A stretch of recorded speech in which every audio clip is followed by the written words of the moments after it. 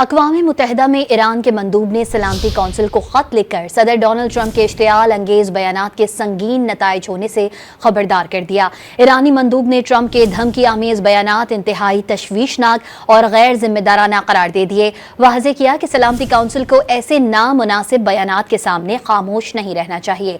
ایرانی مندوب عامر سعید نے خبردار کیا کہ کسی بھی جارحیت کے سنگین نتائج برآمد ہوں گے اور ذمہ داری امریکہ پر عائد ہوگی۔ ایرانی مندوب نے امریکی دھمکیوں کا جواب دیتے ہوئے دو ٹوک الفاظ میں واضح کیا کہ کسی بھی جارحانہ اقدام کے خلاف اپنی خود مختاری، علاقائی سالمیت، قومی مفادات کا بھرپور دفاع کیا جائے گا۔